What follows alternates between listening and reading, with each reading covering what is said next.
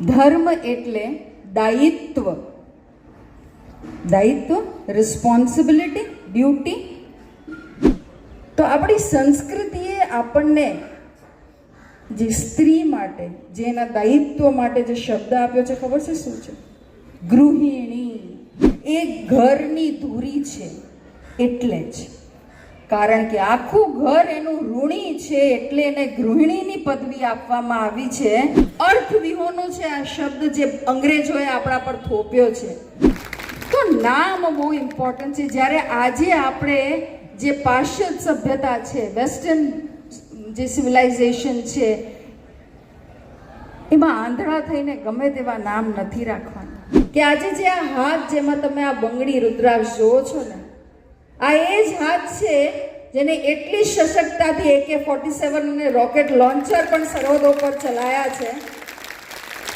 અને આજે એ જ સશક્તતાથી, એ જ ગર્વથી મારી સંસ્કૃતિ હું ધારણ કરું છું, કારણ કે આ સંસ્કૃતિએ મને તાકાત આપી છે ત્યારે રોકેટ લોન્ચર્સ અને AK-47 ચલાવવાની. चैनल को सब्सक्राइब करिए, बेल आइकन दबाइए, ये वीडियो ज्यादा से ज्यादा लोगों तक पहुंचाइए.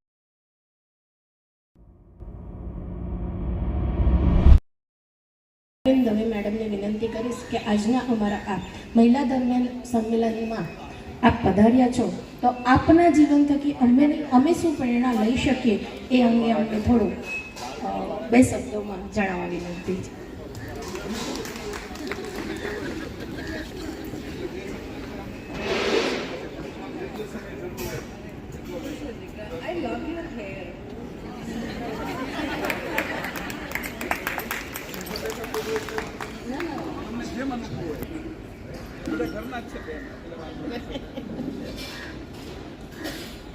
ઓમ ભદ્રમ કર્ણેભિः શૃણ્યામ દેવાઃ ભદ્રમ પશ્યેમક્ષભીરજત્રાઃ સ્થિરૈરંગેષુ સ્ટુવાં સહસ્તનુभिः વ્યશેમ દેવહિतं યદાયુઃ. ઓમ શાંતિ શાંતિ શાંતિ. જય હિન્દ. મહિલાનું એકચ્યુઅલ અર્થ શક્તિ થાય, અને શક્તિ એટલે ઉર્જા. તો સૌથી પહેલા એની અનુભૂતિ તો સ્વરથી જ આવી જોઈએ. તો દેખાડીએ કે મહિલા શક્તિ છે, ને આપણે એ પુંજના જ અહીંયા આપણો એમનો જન્મ એ શક્તિ પુંજથી થયો છે. તો ફરી એકવાર જય હિન્દ. આજે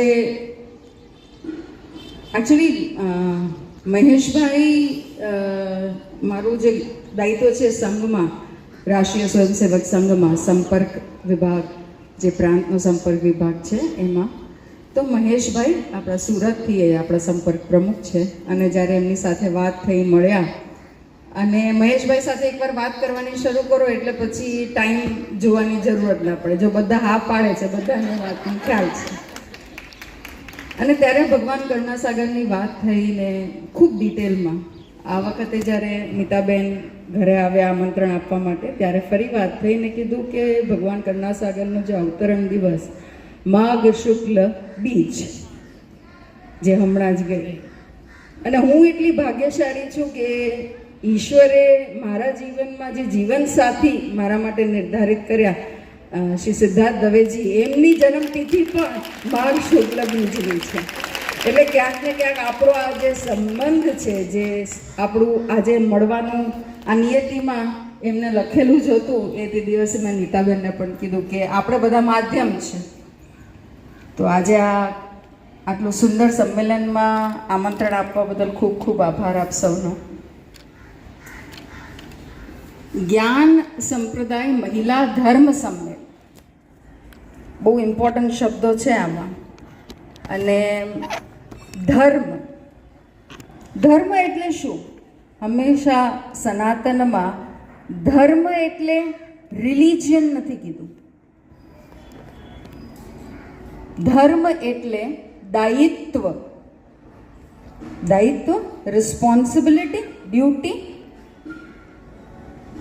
અને આપણા જીવનમાં દરેક આપણે અલગ અલગ જન્મ લઈએ એટલે એક સ્ત્રી કે પુત્રી કે પુરુષ કે પુત્ર એનો ધર્મ, જે જન્મ આપે માતા પિતા માતા પિતાનો ધર્મ, સાસુ સસરા, બેન દીકરા, વિદ્યાર્થી, army officer, police officer, teacher, બધાના અલગ અલગ ધર્મ છે. એટલે બધાની અલગ અલગ ડ્યુટી છે, દાયિત્વ છે. એમને જે નિર્વાહ કરવા માટે એમના જે આપણા સમાજમાં જે દાયિત્વ આપ્યા છે એ છે ધર્મ. અને અહીંયા આપણે વાત કરી રહ્યા છે મહિલા ધર્મ સંમેલનની. ત્યારે મેં આરંભમાં કીધું મહિલા, સ્ત્રી શક્તિ આપણે કહીએ છીએ, નારી શક્તિ કહીએ છીએ. કેમ શક્તિ કહીએ છીએ? કેમ એને નારી અને સ્ત્રીથી સંબોધીએ છીએ? હવે બહુ ઇમ્પોર્ટન્ટ છે, કેમ કે તમને આઈ એમ શ્યોર જ્યારે પણ મીતાબેન, મહેશભાઈ આ બધી જ આપણી વાત કરતા હોય છે કઈ રીતે આપણી સંપ્રદાયમાં, આપણા ધર્મમાં, સંસ્કૃતિમાં આ બધી વસ્તુઓ આપણને જે શીખવાડવામાં આવે છે, તો એમાં એક ઇમ્પોર્ટન્ટ વસ્તુ છે, કોઈ પણ શબ્દ હોય એનું મૂળ હોય, બરાબર છે? તો જ્યારે આપણે વાત કરીએ છીએ નારીની, સ્ત્રીની, એનું મૂળ જે શબ્દ છે એ છે રી. તો રી જે છે મૂળ શબ્દ, કોઈ પણ શબ્દની એક હિસ્ટ્રી હોય, ક્યાંથી આવ્યું છે. તો રીનો એ અર્થ શું થાય છે? તો ત્યારે એનો અર્થ થાય છે એનર્જી, મૂવમેન્ટ, એટલે શક્તિ, જેનાથી ઉત્પત્તિ થાય, જેનાથી આગળ આખું સિવિલાઇઝેશન, સંપ્રદાય બને, એ છે રી. અને એનાથી છે નારી, ને એનાથી છે સ્ત્રી, ને એ છે શક્તિ. તો ત્યારે મીતાબેને કીધું કે કેપ્ટન મીરા તમે આવો ને તો પ્લીઝ અમારી બહેનોને તમે થોડી ઉર્જા આવે ને એવી વાત કરજો, કે તમારા અનુભવો કરજો. મેં કીધું આપણે તો પોતે જ એ ઉર્જાના રૂપ છે, આને ઉર્જાની શું જરૂર છે? પણ હંમેશા એક વાત આપણને યાદ રાખવી જોઈએ, with power comes responsibility. Shakti A power છે. તો જ્યારે આટલી મોટી ઈશ્વરે આપણને શક્તિ આપી છે તો દાયિત્વ પણ ખૂબ મોટું છે, એ હંમેશા યાદ રાખવાનું છે. તો શું દાયિત્વ છે સ્ત્રીનું, આ શક્તિનું સમાજમાં? ત્યારે હું હંમેશા કહું છું, આપણી સંસ્કૃતિ આ કહે છે કે શક્તિ એ કેન્દ્ર છે જેની શિવ પણ આરાધના કરે છે. એ છે શક્તિ, જે મૂળભૂત કેન્દ્ર છે. જ્યારે એની શિવ આરાધના કરે છે ત્યારે આ જે શક્તિ છે એ પરિવારનું કેન્દ્ર છે, એ પરિવારની ધૂરી છે. તો એકચ્યુઅલી ઘણી બધી વાર વાત કરતા હોઈએ બહેનો સાથે, ત્યારે એમ કે શું કરો છો આપ? કે હું ડૉક્ટર છું, હું બેંકમાં મેનેજર છું. આપ શું કરો છો? ના, હું તો ખાલી હાઉસવાઈફ છું, હું તો ઘર કામ કરું છું. એટલે પછી મારો પ્રશ્ન સ્વતઃ આવે. હવે આર્મી ઓફિસર એટલે પ્રશ્ન તો પૂછતા જ રહીએ આપણે, બરાબર ને? એમાં સ્ત્રીને પ્રશ્ન પૂછવું તો હંમેશા ગમે. તો આ પ્રશ્ન શું તમે પૂછ્યો કે છે કે નહીં એ વિચારજો. તો જ્યારે મને કીધું હાઉસવાઈફ છે, મેં કીધું હાઉસવાઈફ શું એ આપણો ગુજરાતીનો શબ્દ છે? કેટલા લોકો માને છે હાથ ઉપર? કોઈ માનતા નથી, પણ કહે છે બધા. તો શું કે ગુજરાતીમાં કે શું કરો તમે? હું તો હાઉસવાઈફ છું. હવે હાઉસવાઈફ તો ઇંગ્લિશ શબ્દ છે, અને એનો અર્થ શું થાય? હાઉસ એટલે મકાન, વાઈફ એટલે પત્ની. મકાનની કોઈ પત્ની હોય? એટલે પછી શું થયું કે આપણે આમ થોડા વધારે એજ્યુકેટેડ થયા અને કીધું કે ભાઈ હાઉસવાઈફ ના કહેવાય, એ બરોબર નથી. હોમ મેકર કહો, એટલે જે ઘર બનાવનાર છે, હોમ મેકર. શું એ આપણો શબ્દ છે? હોમ મેકર ઇંગ્લિશ શબ્દ છે કે ગુજરાતી? તો પછી આ તો પ્રશ્ન ઉઠે છે. તો મને સામેથી પ્રશ્ન કરવા, મેમ તમે આટલું બધું કહો છો તો તમે જ કહો ને, તો શું કહેવાય? અમે શું કહીએ? અમે તો ઘરમાં રહીએ છીએ, અમે તો કામ કરીએ છીએ, હાઉસવાઈફ બોલે છે બધા. તો આપણી સંસ્કૃતિએ આપણને જે સ્ત્રી માટે, જે એના દાયિત્વ માટે જે શબ્દ આપ્યો છે, ખબર છે શું છે? ગૃહિણી. હવે ગૃહિણીનો પણ અર્થ હોવો જોઈએ. તો મેમ તમે હાઉસવાઈફનો એ કહી દીધું, સ્ત્રીનો બધાનો અર્થ કીધો, તો ગૃહિણીનો શું અર્થ થાય છે? તો જેનું આખું ઘર ઋણી છે એ છે ગૃહિણી. હવે વિચારો, હંમેશા જ્યારે હું આ કહું ને મારા રૂવાડા ઊભા થઈ જતા. એમ તો ઠંડી વધારે છે એટલે ડબલ રૂવાડા ઊભા થાય છે. પણ જ્યારે મેં તમને કીધું કે આ જે શક્તિ છે, આ પુંજ જે છે એ ઘરની ધૂરી છે, એટલે જ. કારણ કે આખું ઘર એનું ઋણી છે, એટલે એને ગૃહિણીની પદવી આપવામાં આવી છે. અને શું એ આપણું દાયિત્વ નથી બનતું કે આપણે જ્યારે એને હાઉસવાઈફ કે હોમ મેકર કહીએ છીએ તો એને આપણે ઓછું આંકીએ છીએ? આજે જ્યારે હું કહું છું કે હું એક આર્મી ઓફિસર છું, પણ પહેલાં હું એક ગૃહિણી છું. મારું દાયિત્વ જે ઈશ્વરે મને આપ્યું છે એક સ્ત્રી તરીકે જન્મ આપવાનો, એક સ્ત્રી તરીકે ઘરને એક કરીને રાખવાનું, એની ધૂરી બનવાનું, તો એની પછીના ગમે તેટલા દાયિત્વ આવી જાય. તો ધર્મ શું કહે છે? સ્ત્રીનું જે દાયિત્વ છે એ છે સંસ્કાર સિંચનનું દાયિત્વ. તો ઘરમાં એક ઘર, મકાન ઘર ક્યારે બને છે? જ્યારે પરિવાર હોય. સિમ્પલ વસ્તુ છે. એ વેસ્ટમાં કન્સેપ્ટ નથી પરિવારનો, રાઈટ? ત્યાં હું છું, એકલી હોઉં, કાં તો હું અને એક બીજું હોય, બસ દેટ ઇઝ ઇટ. પણ જ્યાં પરિવાર હોય એ છે ઘર, અને એટલે હોય છે ગૃહિણીને, એટલે દાયિત્વ થાય છે સંસ્કાર સિંચનના. તો સંસ્કાર સિંચન એ ઘણી બધી રીતના હોય છે, જેમાં હું આજે જેટલો મને થોડો સમય છે એમાં ખાલી 2 હું કહેવા માંગીશ જે બહુ ઇમ્પોર્ટન્ટ છે, કેમ કે આજે આપણે આ ધર્મ સંમેલનની વાત કરીએ છીએ અહીંયા એના લીધે. તો સૌ પ્રથમ મેં પરિવારની વાત કરી. પરિવાર બને કેવી રીતે? તો આ જ્યારે બ્રહ્માજીએ કીધું કે હવે અહીંયા આ સભ્યતા આપણે શરૂ કરવા, સિવિલાઇઝેશન અહીંયા શરૂ કરવાનું છે, તો કઈ રીતે આપણે કરશું કે પરિવાર બને? તો કે વિવાહ સંસ્કાર જોઈશે. તો એ મૂળ છે, ફાઉન્ડેશન જેને કહીએ ને. મોટી ઇમારત બનાવી હોય, મોટું આમ બિલ્ડિંગ બનાવવું હોય તો એટલો જ ઊંડો ખાડો કરવો પડે કે મજબૂતી મળે એને. તો એમ કે સમાજ અને આખી સભ્યતાની જો આખું એક મોટું બિલ્ડિંગ બનાવવું હોય તો એનું ફાઉન્ડેશન પરિવાર બનાવવું પડશે. તો એના માટે શું ઇમ્પોર્ટન્ટ છે? જે સિમેન્ટ જોઈએ એને પકડી રાખવા માટે એ છે લગ્ન સંસ્કાર, વિવાહ સંસ્કાર. એ આપણા 16 સંસ્કારોમાંના એક સંસ્કાર છે. પણ આપણે સૌ જાણીએ છીએ કે આજે જે પરિસ્થિતિ છે, શું વિવાહ સંસ્કાર રહ્યા છે કે એક ઇવેન્ટ બની ગઈ છે? મને ઘણા બધા હા ડોકા હલતા દેખાય છે. આપણે બધા જાણીએ છીએ આ વસ્તુ, પણ આને કેટલી ગંભીરતાથી લઈએ છીએ આપણને ખબર છે? આપણને એમ લાગે ના, મારા બાળકની ઈચ્છા છે ને, કરો ને, હવે શું વાંધો છે? એના ફ્રેન્ડે આવું કર્યું ને, મારા બાજુવાળાએ આવું કર્યું ને. પણ આરંભ તો ઘરથી જ થાય છે. એટલે દાયિત્વ આપણું બને છે, કેમ કે ધર્મ આપણો છે.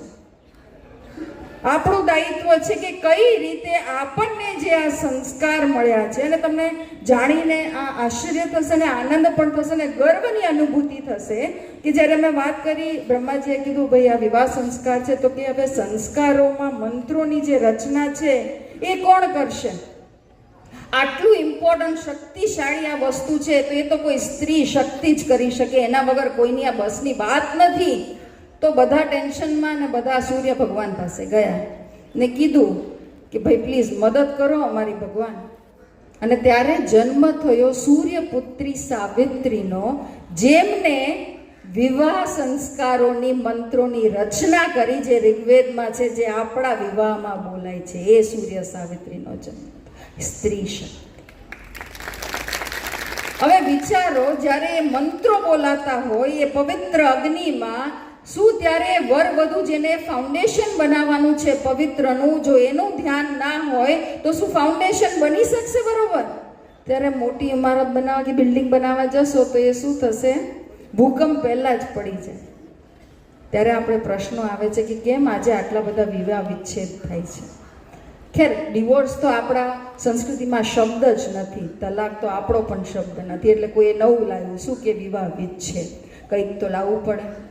પણ કેમ શબ્દ નથી એ જાણવું જરૂરી છે, કેમ કે આપણી સંસ્કૃતિ જે છે એ સંસ્કારોની સંસ્કૃતિની એ છે ને કે છે કે આ તો જન્મો જન્માંતર માટે છે.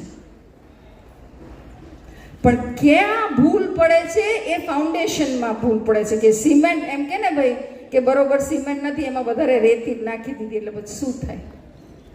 તો રાઈટ સિમેન્ટ અને રાઈટ એનું જે ફાઉન્ડેશન, એ જે સંસ્કાર, વિવાહ સંસ્કાર, એ મંત્રોચ્ચાર, એને આપણે સાંભળીએ, એને આપણે ગ્રહણ કરીએ, સમજીએ, જેથી કરીને આપણા પરિવાર આગળ જે વધવાનું છે એમાં એનો ઉપયોગ થઈ શકે. એ આશીર્વાદ મળે, એ પવિત્ર અગ્નિના આશીર્વાદ મળે, ના કે એમાં કંઈ પણ પેલું આમ ફોડીએ ઇવેન્ટમાં આમ કંઈક ઠક કરીને અવાજ આવે તો એટલે પવિત્ર અગ્નિમાં એ પેપર પડે. એ પવિત્ર છે. બીજા સંસ્કાર શું છે? એ છે નામકરણ સંસ્કાર. સૌથી મહત્વનો સંસ્કાર છે. કેમ ઇમ્પોર્ટન્ટ છે નામ? ત્યારે કોઈ કહે કે મેમ એવું કહી ગયા Shakespeare, what's there in a name, પણ સાથે નીચે પોતાનું નામે લખતા ગયા Shakespeare. So if there was nothing in the name, why do you need to write your name down below? કહેવાનો અર્થ આ છે. એટલે આ જે છે એ વેસ્ટર્ન સભ્યતા જે છે એ બહુ ઉપર છેલ્લી છે. જ્યારે સનાતન સંસ્કૃતિ જે આપણા જે છે એની સંસ્કારોની જે મૂળ છે બહુ ઊંડા છે, જેનો ના અંત છે ના આરંભ એ છે સનાતન. તો ત્યારે જ્યારે આપણે નામ સંસ્કારની વાત કરીએ છીએ, આઈ એમ શ્યોર કેટલા લોકો છે જ્યારે આપણે વાત કરીએ કે ઇન્ડિયા ઇન્ડિયા ઇન્ડિયા તો એક નોર્મલ વાત આવે, પણ જેમ જ ભારત આ શબ્દ નીકળે ત્યારે રૂવાડા ઊભા થઈ જાય. એ શબ્દમાં એ તાકાત છે, કારણ કે ઇન્ડિયાનો અર્થ તો કોઈ છે જ નહીં. અર્થ વિહોણો છે આ શબ્દ જે અંગ્રેજોએ આપણા પર થોપ્યો છે. જ્યારે ભારત જે આપણો જે શબ્દ છે એ શું છે? એનો અર્થ જે સદૈવ, ભા એટલે જ્ઞાન, પ્રકાશ, જે સદૈવ જ્ઞાન રૂપી પ્રકાશમાં રત છે એ છે ભારત, જેના આપણે નાગરિક છે. એટલે ભારતીય અને ભારત કહેવાથી આપણને ગર્વ અનુભવાય છે. એટલે શબ્દનું મહત્વ છે, નામનું મહત્વ છે. આપણા બધાના જીવનમાં સૌથી વધારે શબ્દ જે આપણા કાનોમાં પડતો હશે એ શું છે? પોતાનું નામ. સૌથી વધારે પોતાનું નામ જે છે આપણે સાંભળતા હોઈએ હંમેશા, ને એટલે જ પહેલાના ટાઈમમાં એમ નામ રાખતા, ભાઈ હું કૃષ્ણ નામ રાખીશ, એ બાને ભગવાનનું નામ તો લેવાય 10 વાર. અર્થ એવા સુંદર નામ. ત્યારે કદાચ મને મારા બાએ જ્યારે મારું નામ મીરા રાખ્યું એટલે મને હવે આજે લાગે છે કે કેમ આટલી બધી ભક્તિ શ્રી કૃષ્ણ પર છે, નામનો પ્રભાવ છે. તો નામ બહુ ઇમ્પોર્ટન્ટ છે. જ્યારે આજે આપણે જે પાશ્ચાત્ય સભ્યતા છે, વેસ્ટર્ન જે સિવિલાઇઝેશન છે, એમાં આંધળા થઈને ગમે તેવા નામ નથી રાખવાના. એ લોકોનું ઔચિત્ય, એ લોકોનો ઉદ્દેશ જ એ હતો કે આમને અર્થ વિહોણા કરી દો. એટલે શરૂઆત એમને રાષ્ટ્રના નામ બદલવાથી કરી, અને કે ગમે તેવું એવું નામ રાખો એટલે પોતાના પર એ ગર્વ જ ના રહે. પણ ત્યારે આપણે આપણી સભ્યતા, આપણો ધર્મ નથી ભૂલવાનો, કે આપણને આ નામકરણ સંસ્કાર આપણા સંસ્કારોમાંનો મહત્વપૂર્ણ સંસ્કાર છે. તો આજથી આપણે પ્રણ લઈએ, જેમ મેં તમને કીધું કે આપણું દાયિત્વ સ્ત્રી તરીકે શું છે? પરિવારમાં સંસ્કાર સિંચનનું દાયિત્વ છે. ભલે પછી આપણે સોસાયટીમાં, સમાજમાં ગમે તે રોલ ભજવતા હોઈએ, પણ આ સૌથી ઇમ્પોર્ટન્ટ અને પ્રથમ આ એક આપણો રોલ છે, દાયિત્વ છે. સંસ્કાર સિંચન, એમ તો ઘણા 16 સંસ્કાર છે, પણ આ બે ઇમ્પોર્ટન્ટ મેં તમને આજે વાત કરી. એ આપણે આજે આ સંમેલનમાં આજે અહીંયા ઉપસ્થિત થયા છે આ પવિત્ર પ્રાંગણમાં, એ આપણે આ આજે એક પ્રતિજ્ઞા લઈએ કે આરંભ હું મારા ઘરથી કરીશ અને એને ત્યાં રોકીશ નહીં. મારા પરિવાર, મારા સ્વજનો, મારા ભાઈબંધ, મિત્ર, સમાજ, બધાને આ વાત કહીશ. ચાહે ગૃહિણીની હોય અથવા સંસ્કારોની હોય, ગર્વથી કહીશ કે આ મારા સંસ્કાર છે અને હું એને નહીં છોડું. અને સૌથી ઇમ્પોર્ટન્ટ ત્યારે આવે છે, કેમ કે કાલે 26 જાન્યુઆરી છે, તો હમણાં ગઈકાલે જ અમુક ન્યૂઝ ચેનલ્સને બધા આવ્યા કે મેમ બાઇટ એક લેવી છે 26. આજે આ વખતે એક અનોખો સંગમ છે 26/1/26નો. મેં કીધું આવા તો સંગમ ઘણા આવતા રહેશે, પણ સૌથી ઇમ્પોર્ટન્ટ શું છે? નાગરિક તરીકે આપણું દાયિત્વ શું છે? ધર્મ, નાગરિક ધર્મ પણ છે. મેં તમને સ્ત્રી ધર્મની વાત કરી, માતૃ ધર્મની વાત કરી, એ જ રીતે નાગરિક ધર્મ. આપણા બધા ઋણ હોય છે, માતૃ ઋણ, પિતૃ ઋણ, આપણે હંમેશા એ જ રીતે આપણી પાસે રાષ્ટ્ર ઋણ પણ છે. યાદ રાખજો. હંમેશા અંગ્રેજોએ આપણને શીખવાયું કે ભાઈ અધિકારો માટેની માંગ કરો ને પૂછો આ રાષ્ટ્રે તમારા માટે શું કર્યું છે? What has the nation done for you? હંમેશા આપણે આ પ્રશ્ન પૂછતા હોઈએ છે ને એક વેસ્ટર્ન સભ્યતાના એમાં કે મારો અધિકાર ફ્રીડમનો ને બધો, ત્યારે ક્યારે આપણે એ પ્રશ્ન પૂછ્યો છે કે મેં મારા રાષ્ટ્ર માટે શું કર્યું છે? આપણે એને ગ્રાન્ટેડ લઈએ છીએ. અને હંમેશા એક વસ્તુ હોય કે હું હંમેશા બધા જ નાગરિકોમાં એક ગર્વ અનુભવું જ્યારે એક આર્મી ઓફિસર, પોલીસ ઓફિસર વર્દીને જોવે અને ઈચ્છા થાય, મારી એ બહુ ઈચ્છા હતી કે ક્યારેક હું આ વર્દી પહેરું અને રાષ્ટ્રની રક્ષા કરું. પણ આઈ એમ શ્યોર એ પોસિબલ નથી કે હંમેશા દરેક વ્યક્તિએ વર્દી ધારણ કરી શકે, પણ એ પોસિબલ છે કે તમે બધા સિપાહી જરૂર બની શકો રાષ્ટ્રના. ખબર છે કેવી રીતે? યદિ આપણે બધા જ એવા નાગરિક બનીએ જે પોતાના મનમાં રાષ્ટ્ર પ્રથમની ભાવના લઈને પોતાનું નાગરિક કર્તવ્ય નિભાવે, તો આપણે બધા જ રાષ્ટ્રના પ્રથમ સૈનિક બને છે ને એના માટે યુનિફોર્મ પહેરવાની આવશ્યકતા નથી. હું ગમે તે કામ કરીશ, વિદ્યાર્થી હોઈશ, ટીચર હોઈશ, હું એક ધર્મગુરુ હોઈશ, હું એક આર્મી ઓફિસર હોઈશ, ગૃહિણી હોઈશ, ગમે તે, પણ મારું જે પણ કાર્ય હું કરીશ એ મનમાં રાષ્ટ્ર પ્રથમ, એટલે જે કાર્ય છે રાષ્ટ્રના હિત માટે જ છે. ચાહે સોશિયલ મીડિયામાં કોઈ મેસેજ ભલે ફોરવર્ડ કરવાના ના હોય, પણ એમાં પણ જો એ મારા રાષ્ટ્રના વિરુદ્ધમાં છે તો હું કોઈ દિવસ એને આગળ ના ખુદ ફોરવર્ડ કરીશ ના કોઈને કરવા દઈશ. એ નાગરિક ધર્મ છે, એનો આપણે હંમેશા ધ્યાન રાખવાની જરૂર છે. હમણાં હું આવતી હતી તો કોઈએ પાછળથી કીધું, અચ્છા આર્મી ઓફિસર્સ આમ તો સાડી પહેરી છે, તો કોઈ એમ થોડુંક નવાઈ લાગે. મને ઘણી બધી વાર આવા પ્રશ્ન થતા હોય છે કે અચ્છા એમ જોઈને ખ્યાલ ના આવે તો સાડી છે, આપણા જેવા જ છે, જો ગજરો લગાવ્યો છે, મોટો ચાંદલો કર્યો છે, બંગડી પહેરી છે, સાડી પહેરી છે, પછી ખબર પડે છે આ તો આર્મી ઓફિસર છે. ત્યારે હું એમ કહું છું, મેં વાત કરી શક્તિની તમને, અને આમાં બહુ આ એક ડીપ વાત છે જે હું તમને કહેવા માંગુ છું કે આજે જે આ હાથ જેમાં તમે આ બંગડી રુદ્રાક્ષ જોવો છો ને, આ એ જ હાથ છે જેને એટલી સશક્તતાથી AK-47 અને રોકેટ લોન્ચર પણ સરહદો પર ચલાયા છે.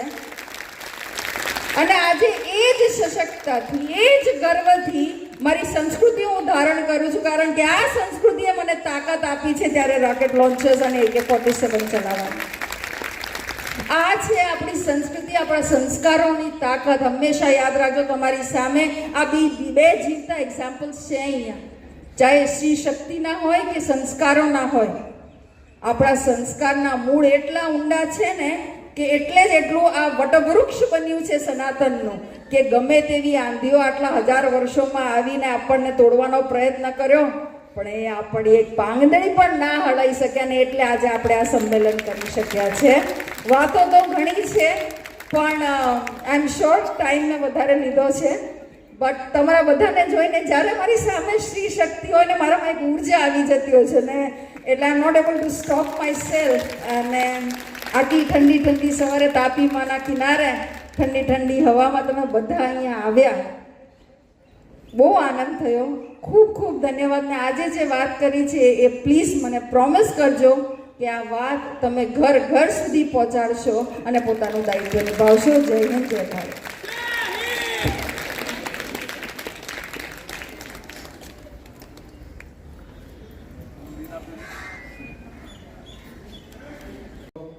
મીરાબેને એટલી સરસ વાત કરી બહેનો માટેની શરૂઆતની અંદર આ ઉદ્ઘાટન વિધિનો કાર્યક્રમ છે એવું ઉદ્ઘાટન કર્યું. એ બેન આજે આપણે આપણા સંસ્કારો, કુટુંબની વ્યવસ્થા, દેશ માટે કેમ રહેવું, એ બધું જ્યારે કાશ્મીરની અંદર પોતાનો યુનિફોર્મ પહેરીને ઊભા હોય અને હંમેશા એ ત્રાસવાદીઓ પાકિસ્તાનથી આવેલા હોય એની લડતા હોય AK-47થી, અને એ બેન એ આજે તમારી વચ્ચે છે. એ દેશ માટે એ લડી રહ્યા છે, એની સામે બંદૂક, એની સામે ગોળીઓ આવી રહી છે અને એ સામે ત્રાસવાદીઓને મારી નાખે છે. એ સ્થિતિની અંદર એને સુવર્ણ ચંદ્રક એને મળ્યો છે. એવા બેન તમારી સામે છે આજે. આટલા આ ભાગ્યશાળી છીએ આપણે કે શરૂઆતની અંદર મીરાબેનનું જે આપણે આ ઉદ્ઘાટન વિધિનો જે કાર્યક્રમ થયો એની અંદર આ સરસ માર્ગદર્શન મળ્યું. હવે આગળનો કાર્યક્રમ